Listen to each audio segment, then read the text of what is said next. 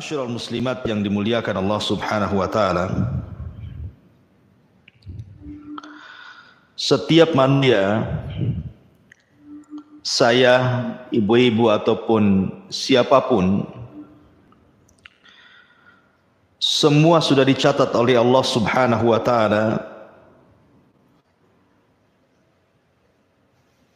dalam catatan yang umum yang disebut dengan Lauhil Mahfuz. Baik kelahirannya, baik rizkinya, baik kebahagiaannya, celakanya, bahkan sampai kepada su'ul khatimah dan husnul khatimah, semua dicatat Allah Subhanahu wa taala. Dari sini Allah Subhanahu wa taala berfirman dalam surah Al-Qamar ayat 49, Inna kulla syai'in khalaqnahu biqadar. Sesungguhnya kami menciptakan segala sesuatu itu ditentukan dengan takdir Allah Subhanahu wa taala. Bahkan tidak ada orang yang lepas daripada catatan takdir. Semua makhluk yang Allah Subhanahu wa taala ciptakan termasuk kita, tidak ada yang lepas daripada takdir Allah Subhanahu wa taala. Lalu apa faedahnya? Seorang muslim itu harus beriman dengan qada dan qadar itu. Begini Bu ya, di masyarakat terutama di orang-orang awam, terkadang di antara mereka apabila ditimpa musibah, apakah musibah berupa kelaparan, susah ekonomi, meninggal orang yang dicintai, kenakalan anak-anak, atau musibah-musibah yang lainnya. Terkadang musibah-musibah itu dijadikan oleh manusia sebagai itab ilallah, celaan kepada Allah Subhanahu wa taala. Padahal jangan sampai menjadikan musibah yang Allah Subhanahu wa taala turunkan kepada kita itu celaan bagi Allah. Tak jarang di masyarakat kita sering mendengar apabila ditimpa musibah kemiskinan, maka mereka akan mengatakan, kenapa saya selalu ditimpa kemiskinan, kenapa orang, atau orang yang ditimpa penyakit yang berkepanjangan. Terkadang dia menyalahkan Allah Subhanahu wa taala dan mengatakan, kenapa si aku saja yang kena penyakit ini, kenapa orang lain tidak? Atau mungkin perceraian, atau mungkin kenakalan anak-anak. Terkadang objek yang disalahkan itu adalah Allah Subhanahu wa taala. Padahal semua sudah ditakdirkan Allah Subhanahu wa taala.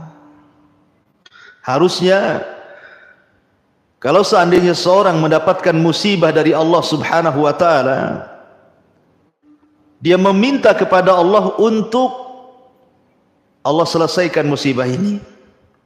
Karena Allah yang membuat musibah, Allah yang mengangkatnya. Makanya Allah mengatakan, ma asaba min musibatin illa biidznillah. Tidak ada sebuah musibah pun yang menimpa seorang manusia kecuali semua karena izin dari Allah Subhanahu wa taala. Kemungkinan Allah Subhanahu wa taala ingin mengangkat derajat orang tersebut, kemungkinan Allah Subhanahu wa taala ingin menghapuskan dosa-dosa orang tersebut, atau kemungkinan Allah sedang menegur karena dia sudah melampaui batas dari ketentuan Allah dan Rasul-Nya. harusnya kembali kepada kita, bukan menyalahkan pencipta kita. Makanya salah satu yang bisa melapangkan dada ketika saat-saat Allah memberikan musibah kepada kita itu, yang paling besar adalah karena adanya keimanan kepada qadha dan qadar Allah Subhanahu wa taala, bahwa apa yang sedang kita alami hari ini itu sudah dicatat 500 tahun sebelum Allah Subhanahu wa taala menciptakan langit dan bumi, apalagi menciptakan kita. Makanya kemudian Allah Subhanahu wa taala berfirman, "Ma asaba min musibatin fil ardi wala fi anfusikum illa fi kitabin min qabli an nabra'aha inna dzalika 'ala Allahi yasir." Tiada satupun bencana yang menimpa bumi dan pula yang menimpa pada dirimu, melainkan telah ditulis di dalam kitab Lauhil Mahfuz sebelum kami menciptakannya. Sesungguhnya yang demikian itu mudah bagi Allah Subhanahu wa taala. Jadi kalau seandainya seseorang mengalami musibah, maka orang yang beriman kepada qada dan qadar, maka dia tidak akan terlena dengan kesedihan. Dia tidak akan berterusan sedih terus, tidak mungkin. Ataupun ketika ditimpakan kenikmatan dari Allah Subhanahu wa taala, tidak lantas kemudian dia merasa seolah-olah dia orang yang paling beruntung dan menganggap bahwa kenikmatan itu merupakan tanda sayang Allah kepadanya. Bukan itu. Maka seseorang yang beriman kepada qada dan qadar itu, hatinya akan lapang. Kalau memang ada musibah yang menimpa, maka dia tidak akan berlarut dengan kesedihan. Dan kalau dia mendapatkan kenikmatan, tidak mungkin bergembira sampai melupakan yang lainnya. Itulah pentingnya beriman dengan qada dan qadar. Contoh, pamannya ibu disakiti oleh teman, disakiti oleh manusia dengan ucapan-ucapannya yang menyakitkan, difitnah, dibuli, dicaci, dimaki, dighibah, atau yang lainnya. Tentu ucapan manusia terkadang menyempitkan dada, Bu. Betapa banyak gara-gara ucapan manusia sempit dadanya, yang kemudian mengakhiri dengan cara ingin membunuh dirinya, atau seolah-olah dia menjadi orang yang tidak berguna, atau mungkin menyalahkan Allah, kenapa aku jadi objek gibahan manusia. Tapi kalau dia beriman dengan qada dan qadar, sesungguhnya yang menimpa hari ini, kenapa orang membicarakan kita, memfitnah kita, boleh jadi sudah ditulis Lauhil Mahfuz 500 tahun sebelum Allah menciptakan langit dan bumi, sehingga kita tenang. Kita tenang, nggak apa-apa mereka ngomong tentangnya, sudah ditulis Lauhil Mahfuz. Cuman kejadiannya baru sekarang. Makanya kemudian orang yang beriman kepada qada dan qadar itu hatinya tenang, karena semua sudah ditakdirkan, semua sudah dicatat. Tidak ada yang meleset bagi Allah. Yakini bahwa apa yang Allah kehendaki, kalaupun manusia tidak berkehendak, pasti terjadi. Apa yang dikehendaki manusia, tapi Allah tidak berkehendak, tidak mungkin terjadi. Tenang, lapang hati kita, Bu. Kalau itu yang tertanam dalam hati kita. Satu dunia orang hendak menyakiti kita, memfitnah kita, membuli kita, silahkan.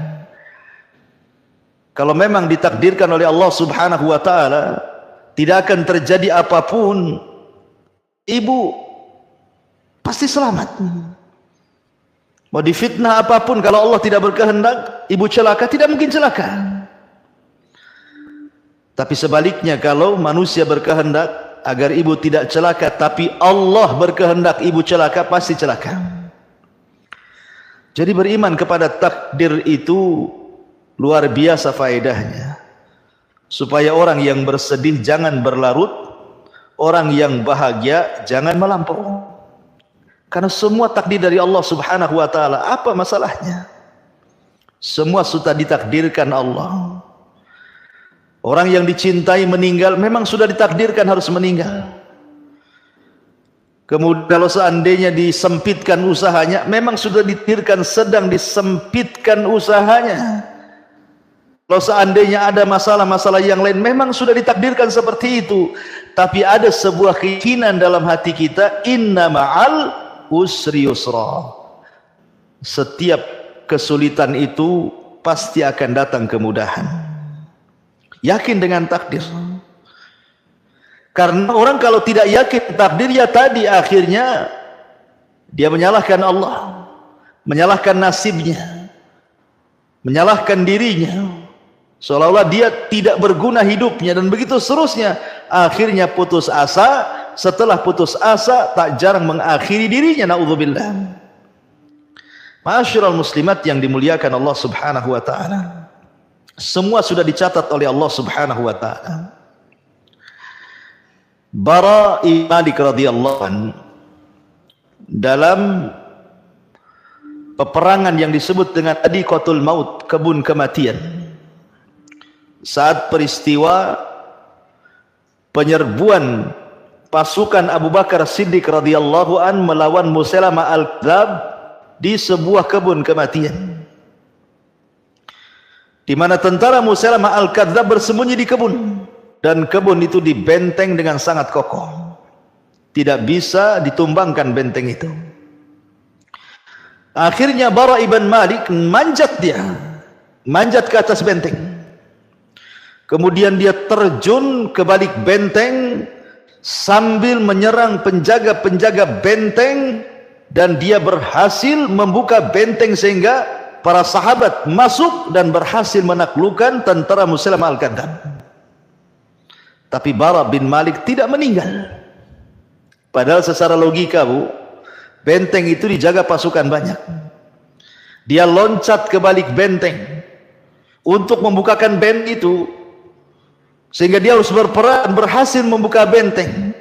Tapi karena Allah belum mentakdirkan ajalnya, ya selamat dia. Ya, karena takdir Allah Subhanahu wa taala. Khalid ibn Walid dalam pembaringannya saat sakit menuju kematiannya, dia mengatakan di hadapan teman-temannya, demi Allah tidak ada sekujur badanku dari kepala sampai kaki, melainkan ada bekas panah, bekas tombak, bekas pedang, dan bekas senjata-senjata yang menusuk badanku. Kata Khalid, tapi sekarang aku akan mati dalam pembaringan. Kenapa aku tidak mati di medan perang?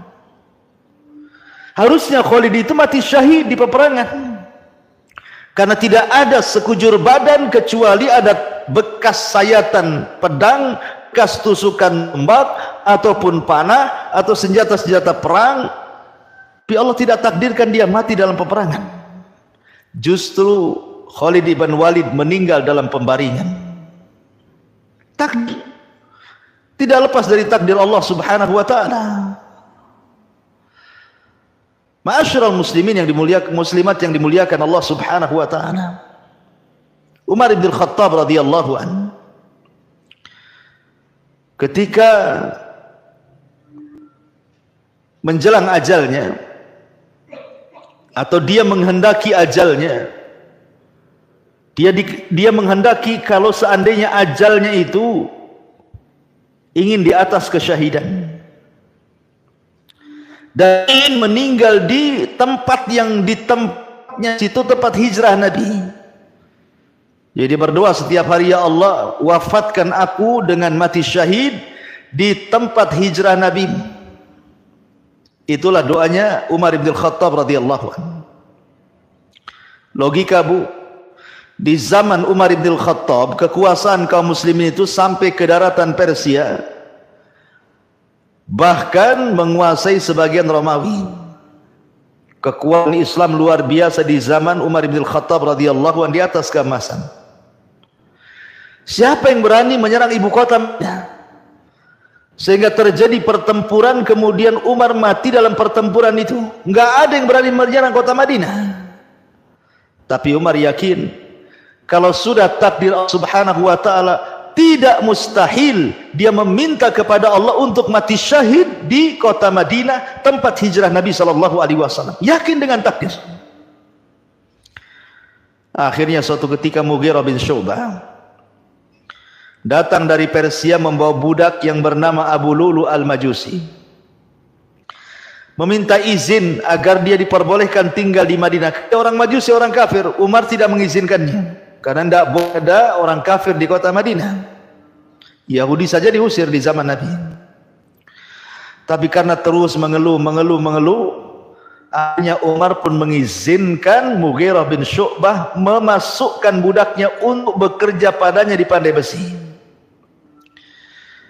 Maka ketika suatu hari Umar bin Khattab datang ke pandai besinya, Mughirah bin Syu'bah bertemu dengan Abu Lu'lu'.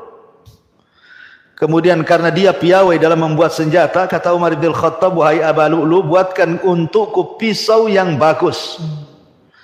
Kata Abu Lu'lu', siap wahai Amirul Mukminin, aku akan siapkan dan buatkan pisau yang bagus, pedang yang bagus, bahkan pisau ini akan dibicarakan barat dan timur. Umar tidak paham maksudnya dibicarakan barat dan timur itu. Rupanya Abu Lu'lu' punya dendam ditaruh kepada Umar bin Khattab karena Umar berhasil menaklukkan Persia. Maka di suatu malam ketika Umar sedang sholat subuh, Abu Lu'lu' masuk dalam barisan saf salat subuh tanpa ada yang mengenali. Ketika sudah rakaat pertama, dia sudah di saf pertama, akhirnya dia tusuk Umar bin Khattab dari belakang beberapa tusukan. Dengan sebab itu Umar bin Khattab meninggal dunia. Ditusuk Abu Lu'lu'. Dan keinginan Umar untuk mati syahid Allah kabulkan. Di tempatnya Rasul Allah kabulkan. Dia dibunuh oleh seorang Majusi yang tidak pernah sujud dan kepada Allah, dia kafir. Makanya ketika Umar bin Khattab bertanya kepada Ibnu Umar, "Man qatalani?" Siapa yang membunuhku, wahai Ibnu Umar? Maka putranya mengatakan, "Abu Lu'lu' ya abi." Abu Lu'lu' ya abi. Kata Umar, "Apakah budaknya Mughirah?" "Iya," kata Ibnu Umar. Umar pun dengan bangga dan senangnya menengadahkan tangan ke langit dan mengatakan, "Alhamdulillah alladzi qatalani lam yu'min billahi aw lam yasjud lillahi walau kana sajdah." Segala puja dan puji hanya milik Allah. Yang telah membunuhku adalah seorang laki-laki yang tidak pernah sujud walaupun satu kali sujud, alias mati syahid.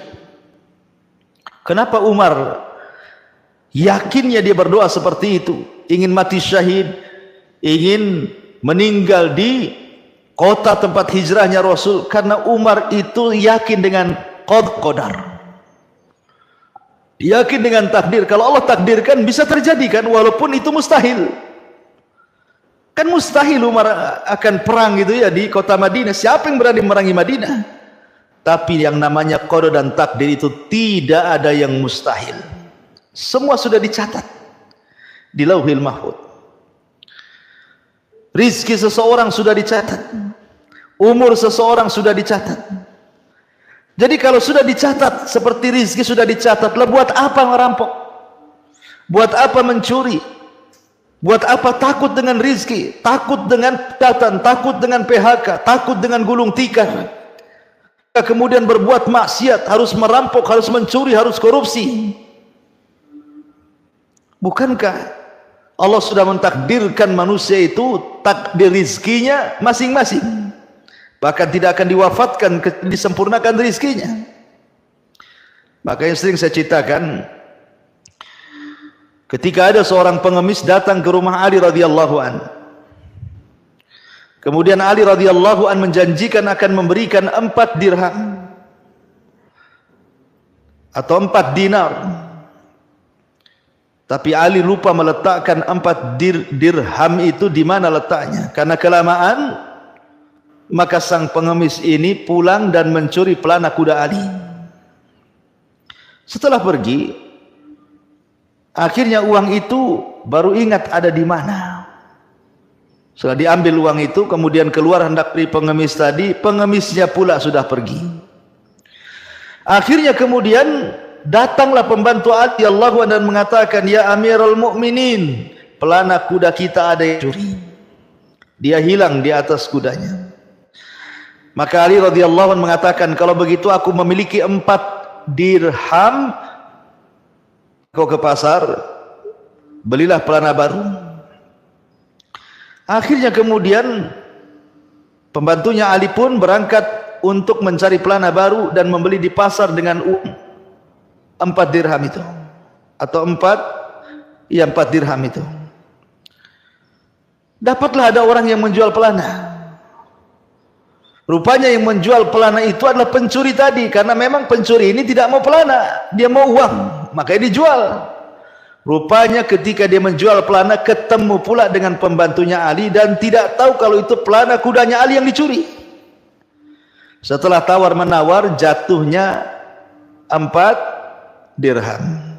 Pulanglah pembantu Ali ini dan memberitahu Amirul Mukminin bahwa sudah membeli pelana. Tiba-tiba Ali radhiyallahu an ketika melihat pelana itu, dia mengatakan, "Bukankah ini kita yang hilang? Siapa yang mencurinya? Dari mana kau membelinya? Bagaimana sifat-sifatnya?" Maka kemudian khadimnya Ali mengatakan, "Saya beli di orang yang sifat-sifatnya seperti ini, seperti itu." Kata Ali radhiyallahu an, "Allahu Akbar, Allahu Akbar Ali. Sungguh dia telah bersegera dalam kemaksiatan. Kalau dia mau sabar, tentu dia mendapatkan 4 dirham dengan cara yang halal. Tapi karena dia tidak sabar, dia pun mendapatkan uang 4 dirham dengan cara yang berdosa. Sama-sama 4 dirham. Kalau dia mau sabar, Ali akan memberikan secara tulus.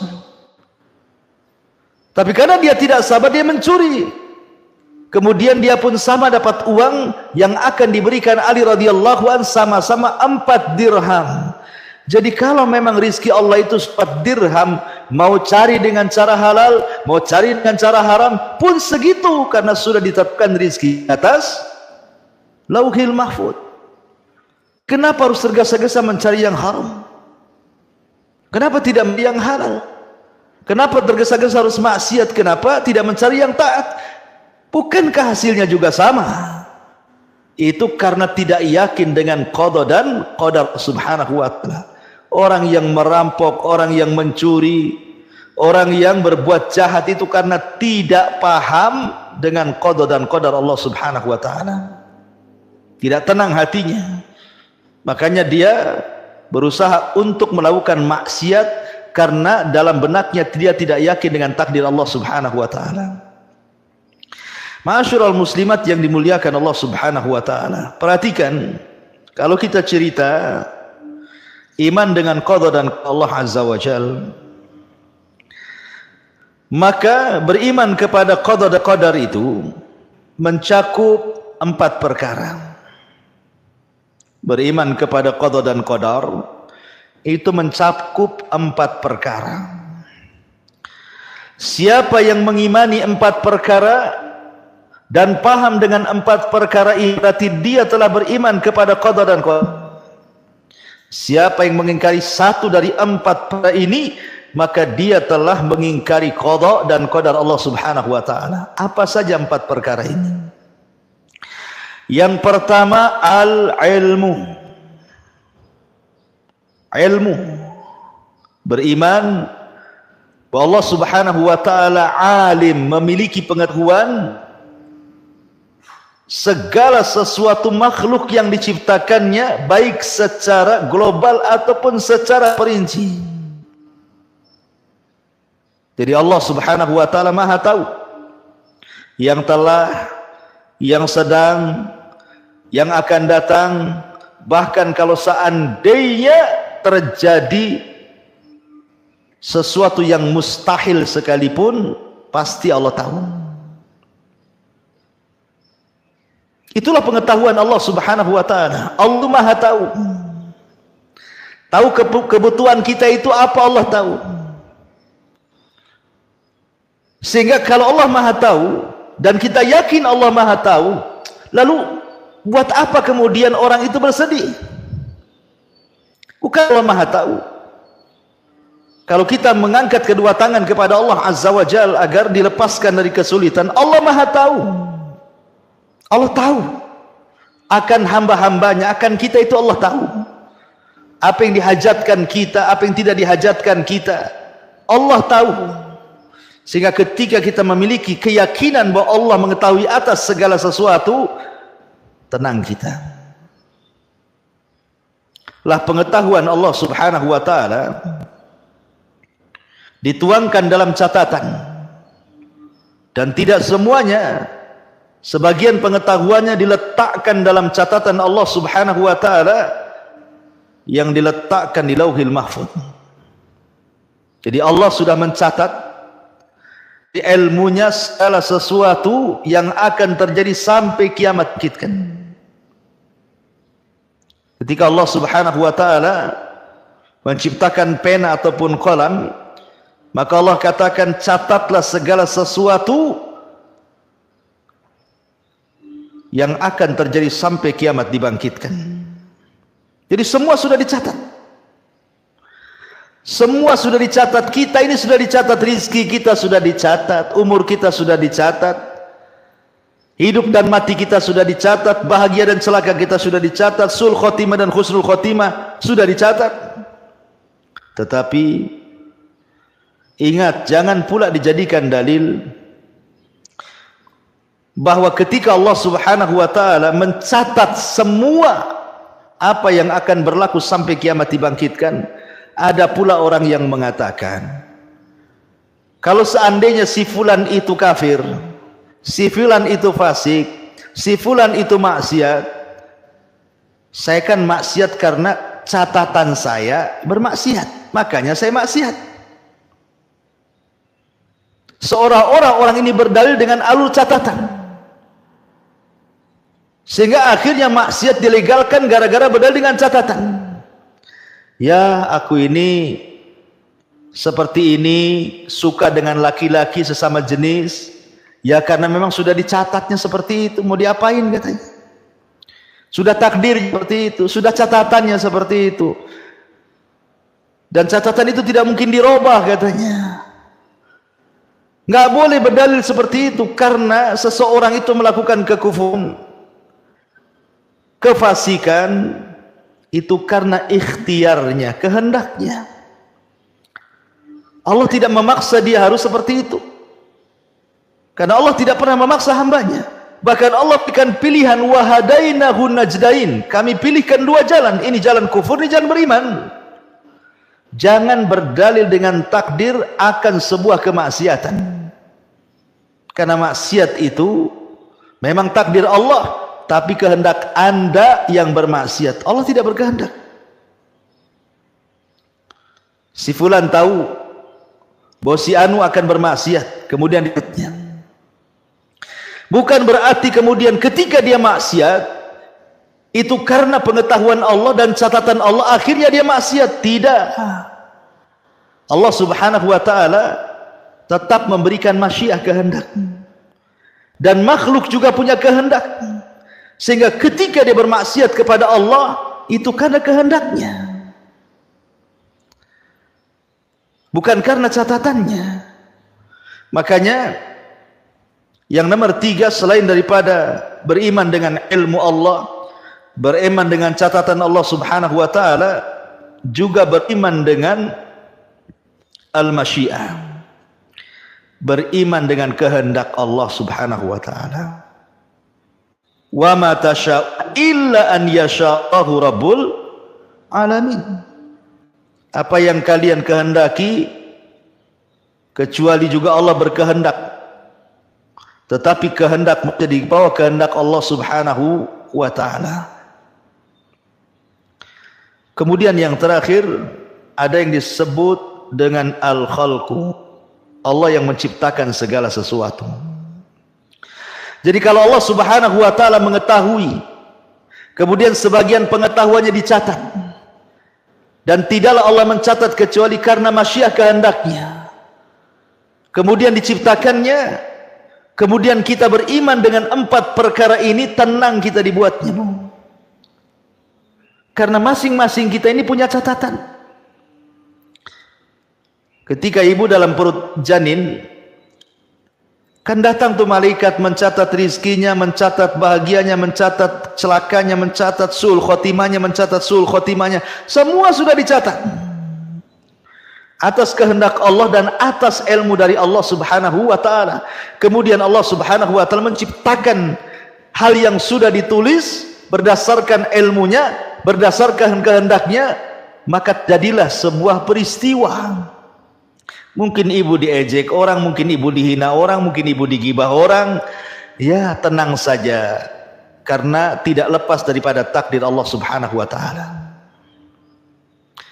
Lisan mereka juga yang menggibah ibu itu tidak keluar dari takdir. Lisan orang yang menggibah ibu itu loh, tidak keluar dari takdir.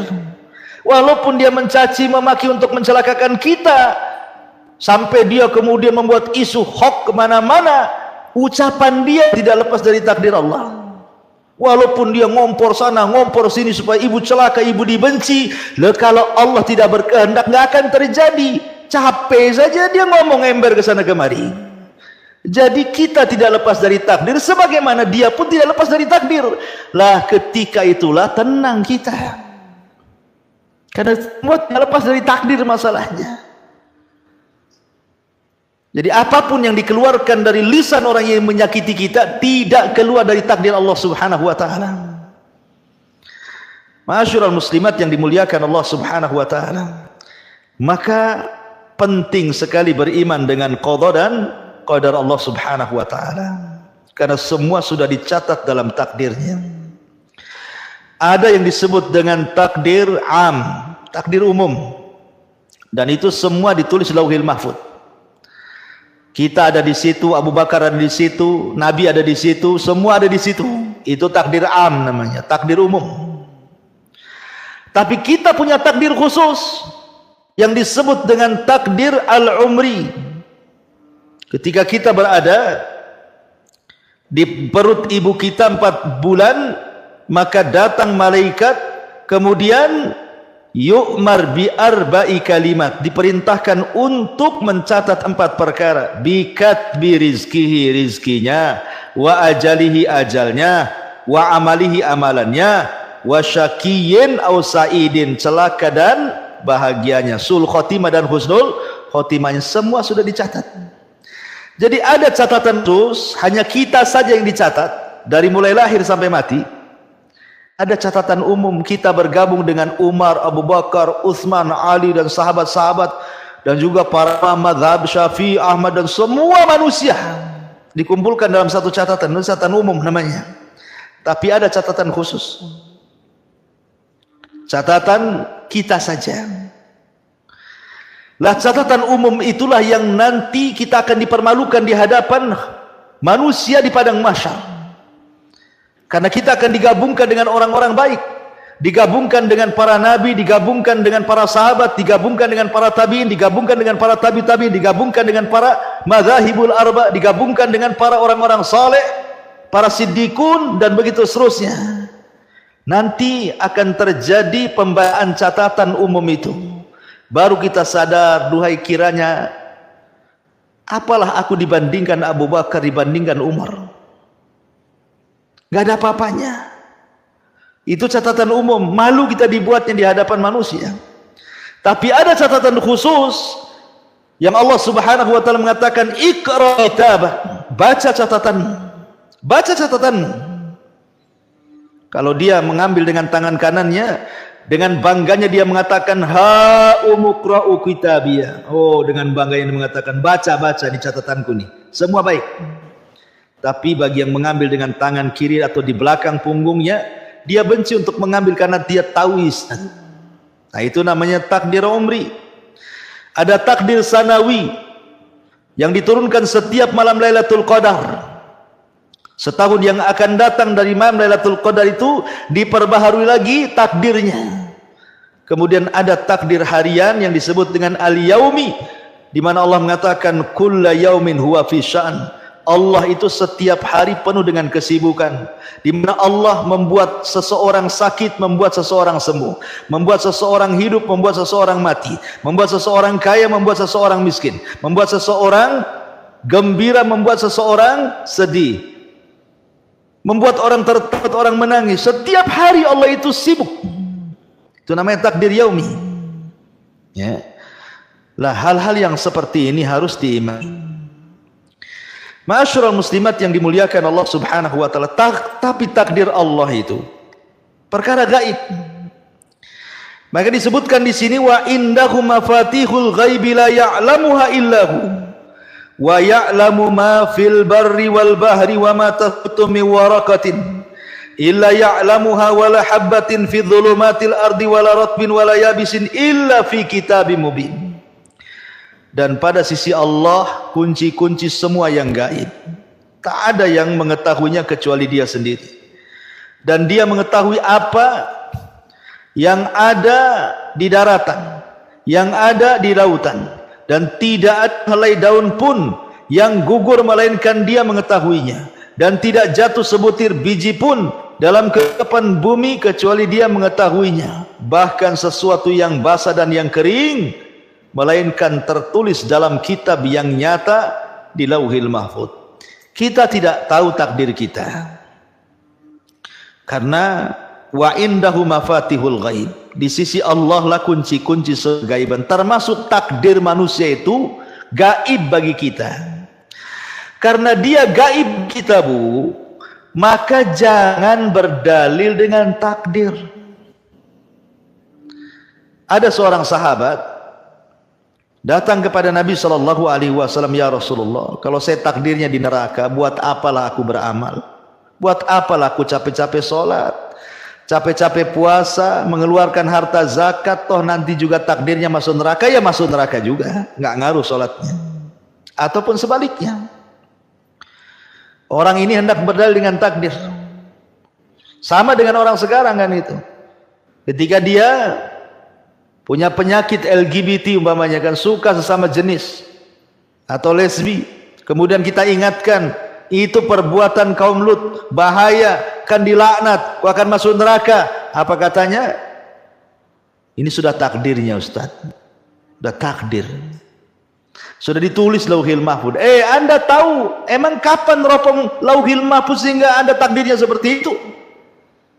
Anda itu punya penyakit seperti itu karena kehendak Anda. Kalau Anda berusaha untuk sembuh, bisa sembuh, kan itu bukan takdir.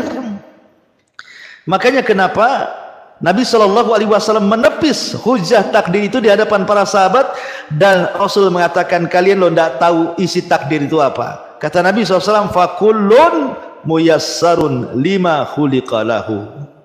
Fakullun muyassarun lima khuliqalahu. Kalian semua sudahlah, i'malu, beramallah, kalian akan dimudahkan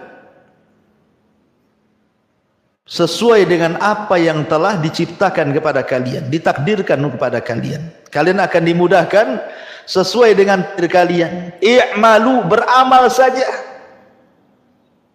Kemudian Nabi SAW membacakan, fa amma a'ta wattaqa wa saddaqa bil husna fasanuyassiruhu lil yusrah.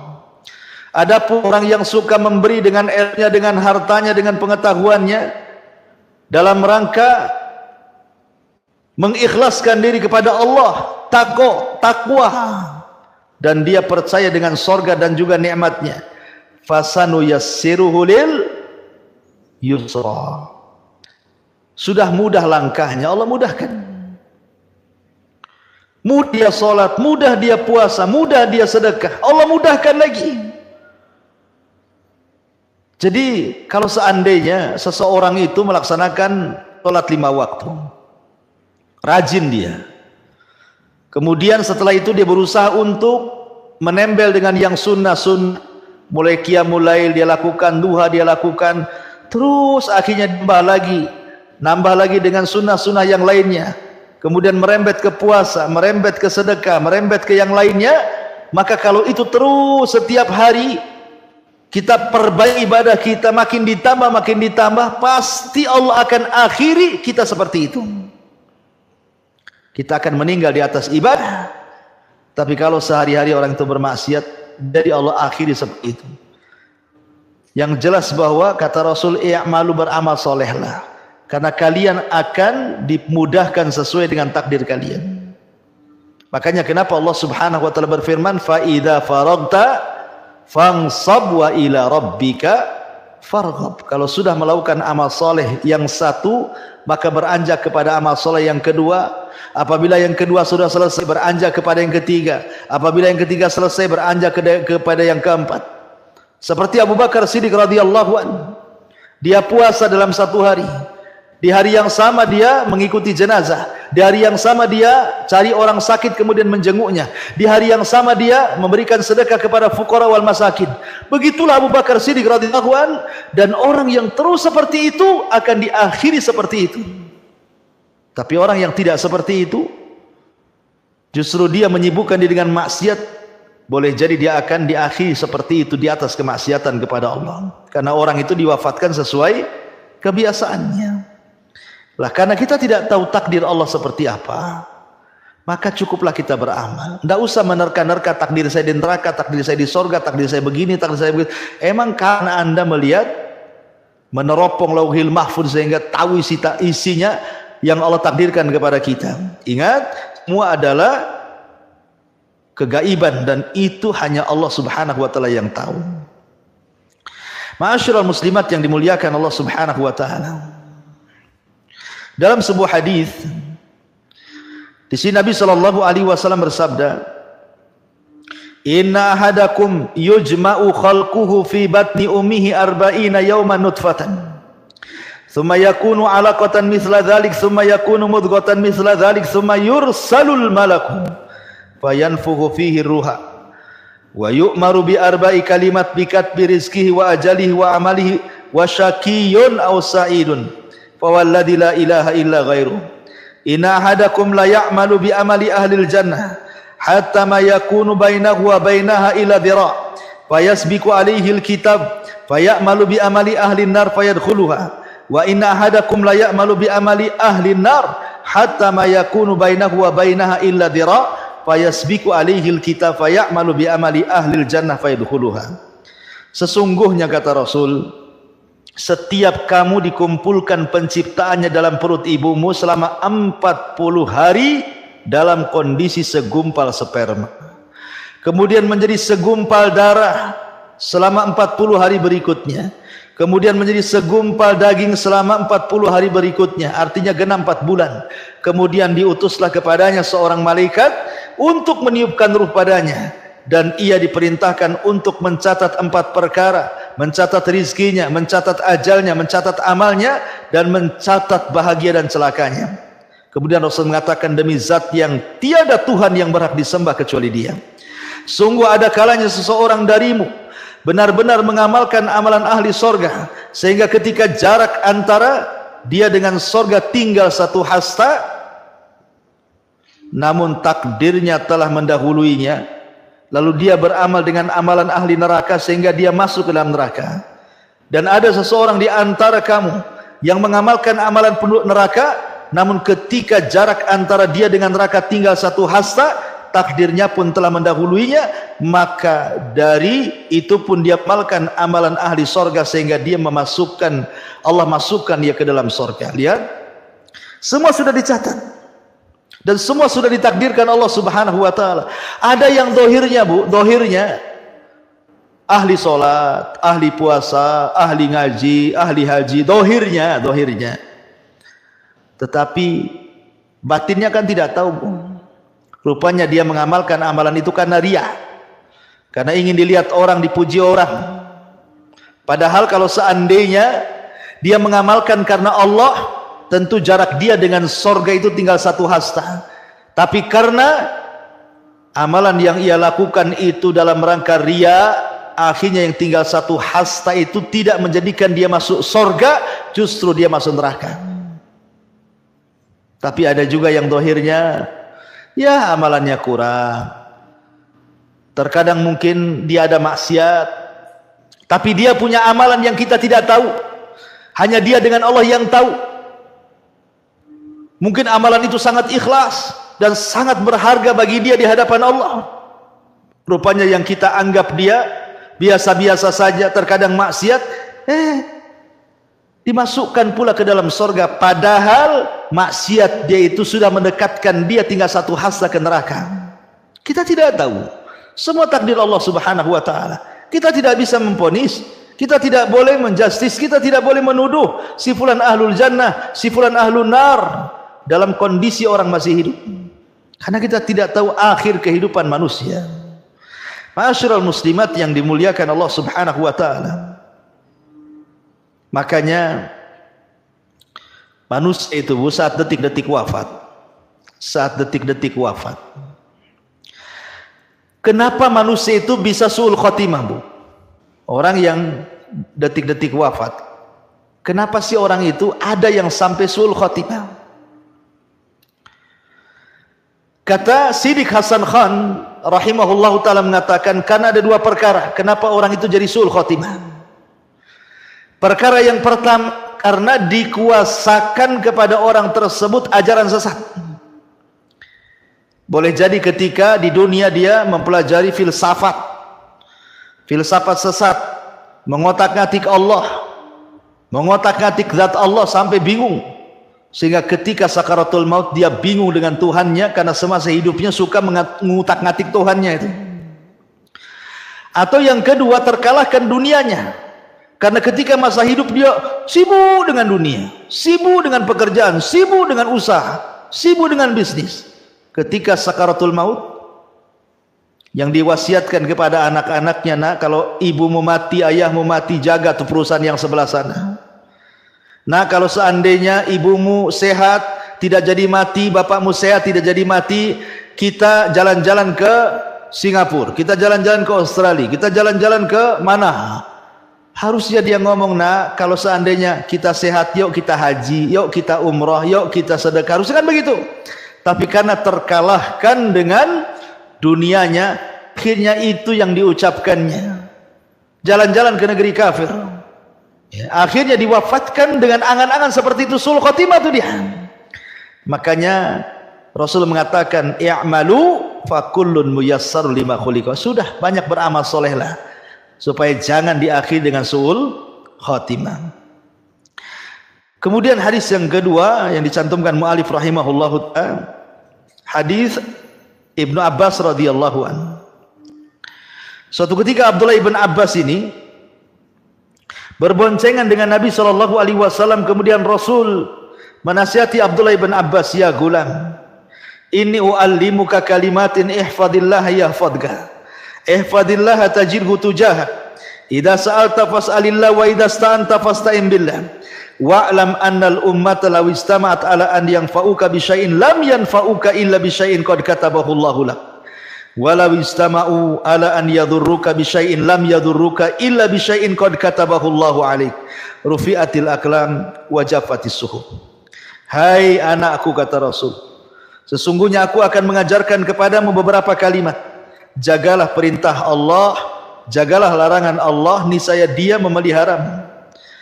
Kemudian jagalah Allah, niscaya engkau akan mendapatkannya di hadapanmu. Apabila engkau mohonlah kepada Allah. Apabila meminta pertolongan, mintalah pertolongan kepada Allah. Perhatikan syahidnya. Dan ketahuilah, sekiranya umat ini bersatu untuk memberikan manfaat kepadamu dengan sesuatu, niscaya mereka tidak akan dapat memberikan kecuali sesuatu yang telah Allah tetapkan untukmu. Dan sekiranya mereka bersatu untuk mendatangkan kemadaratan terhadap kamu, maka mereka tidak akan dapat menimpakan kemadaratan terhadapmu kecuali dengan sesuatu yang telah Allah tetapkan atasmu. Pena telah diangkat, lembaran-lembaran telah kering. Artinya bahwa di sini ada kelapangan dada bagi kita, Bu, ya. Makanya ketika kita menyebut tentang bagaimana cara melapangkan dada yang sempit, beriman dengan takdir. Dalilnya di sini. Seandainya satu manusia menyakiti ibu, yang menyakiti ibu itu loh tidak lepas daripada takdir Allah. Mereka tidak lepas dari takdir Allah.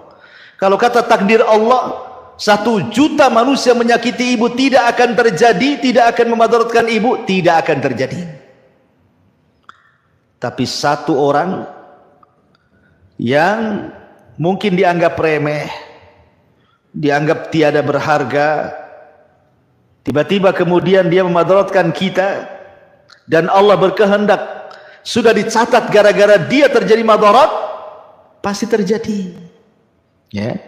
Makanya sekali lagi bahwa beriman dengan qada dan qadar itu bisa melapangkan dada yang sempit, bisa melapangkan dada yang sedang dirundung dengan kesedihan. Ma'asyiral muslimat yang dimuliakan Allah Subhanahu wa taala, dari sini pentingnya kita beriman dengan takdir Allah Subhanahu wa taala. Adam dengan Musa itu pernah berdebat, Bu. Perdebatannya adalah ketika Nabi Musa mengatakan kepada Adam, wahai Adam, anta abuna, engkau kan bapak kami. Gara-gara engkau memakan buah larangan, akhrajtana minal jannah. Kaulah yang menjadikan kami semua akhirnya mengikuti dirimu keluar dari sorga. Coba kamu tidak makan buah larangan, tentu kami akan tinggal di sorga, kata Musa.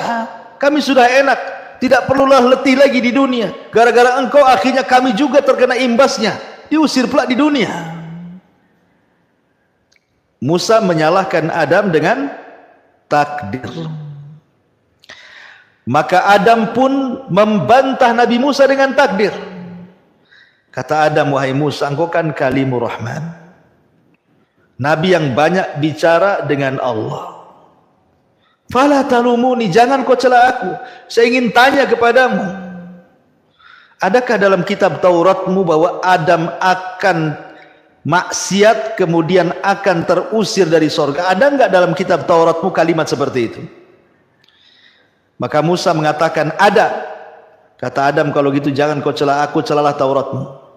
Karena Tauratmu lebih dulu dicatat oleh Allah Subhanahu wa taala daripada Allah menciptakan diriku. Coba di Tauratmu tidak ada kalimat itu, aku tidak mungkin memakan buah larangan dan tidak mungkin pula diusir dari sorga. Karena Tauratmu yang mengatakan seperti itu, makanya aku terusir dari sorga dan memakan buah larangan. Masing-masing berhujah dengan takdir. Tapi Adam bisa mengalahkan hujahnya Nabi Musa. Ya. Jadi jangan berhujah dengan takdir. Yang sudah berlalu, sudahlah berlalu. Jangan diingat-ingat kembali. Itu semua tidak lepas dari takdir Allah Subhanahu wa taala. Nah, sekarang ini hadapi masa depan. Yang sekarang, yang lalu ya sudahlah berlalu. Ma'asyiral muslimat yang dimuliakan Allah Subhanahu wa taala, sehingga seseorang itu dilarang berhujah dengan takdir. Karena orang itu berbuat sesuai kehendak kita. Walaupun kehendak kita tetap dibawakan Allah Subhanahu wa taala. Wallahu alam, ini diantara pembahasan beriman dengan takdir. Mungkin bisa baca sendiri, Bu, ya. Karena kalau kita terangkan satu persatu juga butuh waktu yang panjang. Silahkan kalau ada yang mau bertanya. Oke.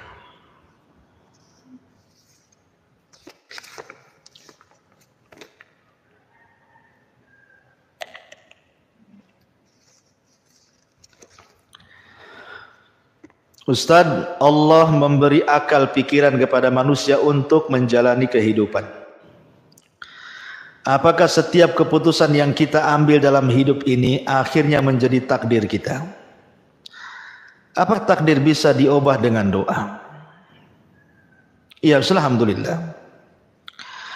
Ada hadis yang mengatakan la yaruddul qada illa doa. Tidak ada yang bisa merubah ketentuan Allah kecuali dengan doa. Tapi doa yang merubah ketentuan itu bukan yang di Lauhil Mahfuz, tapi ketentuan yang di tangan malaikat.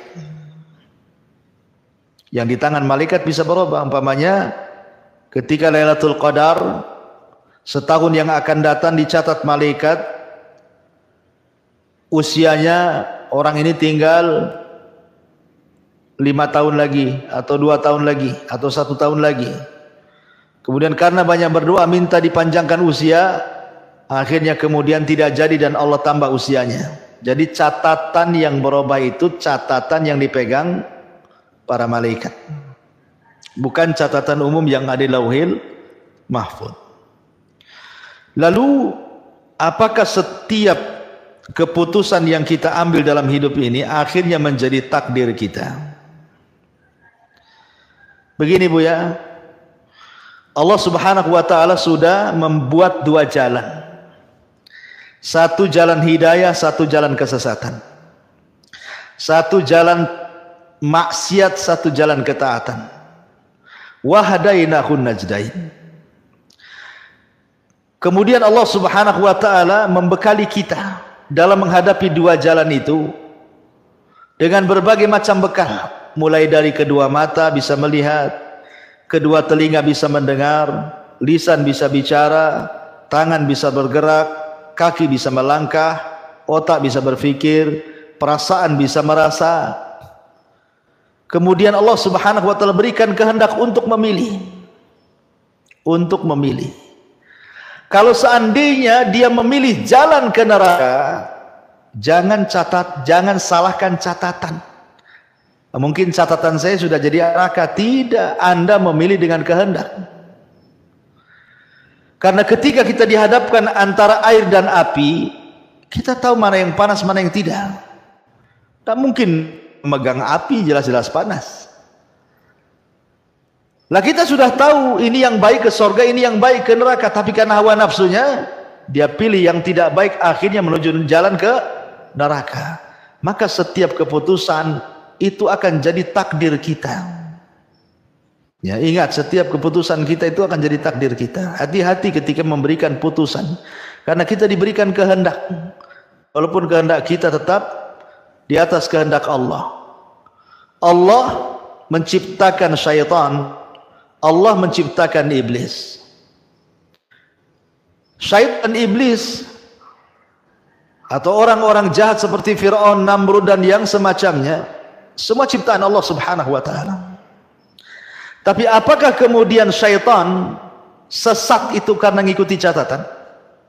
Iblis itu sesat karena mengikuti catatan? Tidak. Makanya kemudian iblis menyalahkan Allah, fabima aghwaytani, karena engkau sudah menyesatkan aku. Siapa yang menyesatkan kamu? Allah tidak menyesatkan iblis. Iblis yang mau sesat sendiri. Tapi iblis menyalahkan Allah, fabima aghwaytani, gara-gara engkau aku sesat, kata iblis. Dia yang mau sesat sendiri kok Allah disalahkan. Kan Allah Subhanahu wa taala sudah memberikan jalan terbaik bagi iblis, jin yang soleh, tapi gara-gara hasad dia tersesat sendiri. Akhirnya dia menentang perintah Allah Subhanahu wa taala, kemudian menghasut Adam dan Hawa. Jadi setiap keputusan yang kita ambil dalam hidup ini bisa jadi takdir kita. Maka hati-hati dalam memberikan keputusan. Ya. Wallahu a'lam. Taib, Ustadz, apakah seseorang wanita bisa mendapatkan pahala salat syuruk? Bisa. Hadis tentang keutamaan syuruk mencakup laki-laki dan wanita. Cuman ibu kan bisa di rumah. Habis subuh ibu nggak usah beranjak dari tempat. Sholat ibu, ngaji, zikir, nunggu sampai jam 6, ketika matahari meninggi 1 tombak ibu sholat 2 rakaat, maka pahalanya sama dengan haji dan umroh secara sempurna. Kalau laki-laki di masjid. Jika takdir sudah ditentukan dalam catatan, apakah cara menuju takdir itu Allah tentukan juga atau tergantung dari usaha dan kehendak manusia tersebut? Pertama, kita tidak tahu takdir kita apa. Tetapi Rasul mengatakan i'du, berarti di sini disuruh kita usaha, Bu. Usaha. Maka barang siapa yang suka memberi, kemudian bertakwa, kemudian membenarkan, surga usahanya sudah mudah. Dia mudah sholat, mudah amal soleh, mudah puasa, mudah zakat, Allah mudahkan lagi. Tapi kalau orang itu sudah sulit sholat, sulit puasa, malas haji, malas zakat, malah maksiat, maka Allah persulit lagi dia untuk beribadah. Dan kita bisa rasakan kan Bu, coba lagi nih logikanya Bu ya. Ibu ibadah, coba dari sekarang baca Quran, pagi, siang, sore baca Quran, malam tahajud, pagi duha, kemudian suka datang ke majelis ta'lim. Itu semangat ibadah itu setiap hari akan meningkat Bu. Karena iman itu bertambah dan berkurang. Iman itu bertambah dan berkurang. Tapi ketika ibu kemudian tidak istiqomah dalam ibadah, tiba-tiba kemudian bermaksiat kepada Allah Azza wa Jalla, maka untuk mengawali ibadah itu terasa malas walaupun sudah bertobat. Maunya maksiat terus, karena apa? Didorong-dorong setan, kok maksiat saja, nggak usah kok ibadah. Akhirnya ketika dia mengikuti hawa nafsunya bermaksiat terus, boleh jadi diakhiri dengan maksiatnya. Tapi orang yang terus istiqomah, berusaha istiqomah, maka diakhiri dengan ibadah. Ya, jadi sekali lagi bahwa digantungkan atas usaha kita. Usaha kita mendekatkan diri kepada Allah Azza wa Jal dan tidak menyandarkan kepada takdir Allah Subhanahu wa taala, karena kita tidak tahu takdir kita itu apa masalahnya. Ya. Taib. Bagaimana upaya kita agar benar-benar ridha dengan takdir dari Allah yang tidak menyenangkan, tidak teringat lagi dengan orang-orang yang menyakiti, melukai, bisa melupakan dengan sikapnya. Iya, saya katakan tadi, satu, manusia berbicara itu karena takdir, dan batas caranya juga karena takdir, sehingga dia bicara pun tidak lepas dari takdir. Jadi kalau dia tidak lepas dari takdir, kenapa ibu stres? Ketika dia mencaci maki ibu itu lihat tidak lepas dari takdir. Dan kalau Allah tidak berkehendak, maka tidak mungkin terjadi apa yang difitnahkan itu. Walaupun ibu difitnah macam-macam, ini itu, silakan memfitnah. Kalau memang takdirnya tidak seperti itu, tidak akan terjadi kecelakaan. Yang kedua,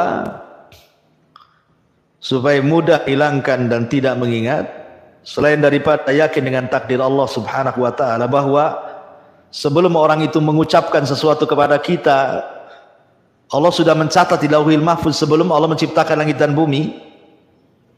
Kemudian berusaha untuk menghindar dan menyibukkan dengan perkara-perkara yang bisa melupakan, disibukkan dengan ibadah, disibukkan dengan dzikir, disibukkan dengan ya hal-hal yang positif supaya lupa, ya kan? Supaya lupa. Tapi yang jelas bahwa ucapan manusia itu tidak lepas daripada takdir. Paling tinggi ucapan manusia itu tetap masih di dalam takdir Allah Subhanahu wa taala. Jadi ibu jangan khawatir. Tidak akan mungkin terjadi apa yang difitnahkan itu kalau memang takdirnya tidak akan terjadi. Bagaimana dengan ucapan semoga husnul khatimah kepada orang yang sudah meninggal? Boleh kalau dalam rangka doa. Dalam rangka doa boleh. Mudah-mudahan aku memang lihat orang itu baik semasa hidupnya. Mudah-mudahan dia diangkat derajatnya, didekatkan dengan Allah, dimudahkan hisabnya, dimasukkan ke dalam surga. Enggak apa-apa. Itu kan doa selama dia mati dalam kondisi beriman, kecuali mati kafir tidak boleh. Ya. Kemudian yang terakhir, bolehkah baca doa witir di luar Ramadan? Maksudnya doa kunut witir itu ya, karena di situ ada doa mohon supaya terhindar dari takdir buruk.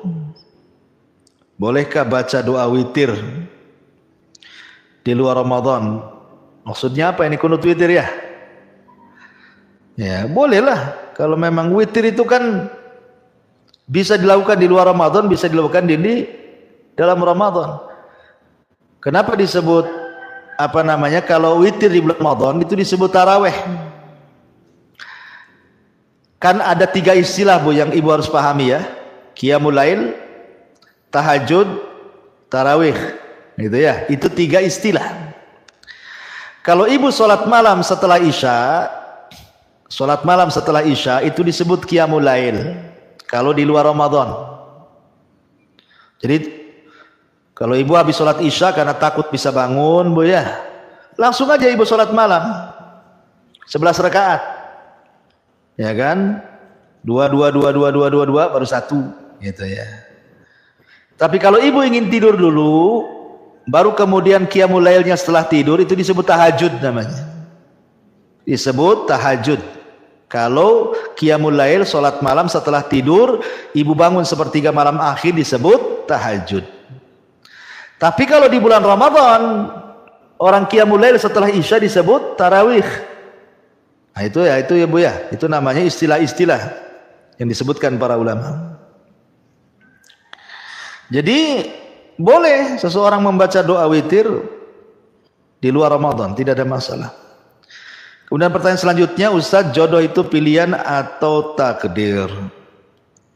Ya, jodoh itu takdir, tetapi kita harus memilih. Ya. Jangan kemudian kita menyandarkan kepada takdir, di rumah saja nunggu datang ada orang melamar.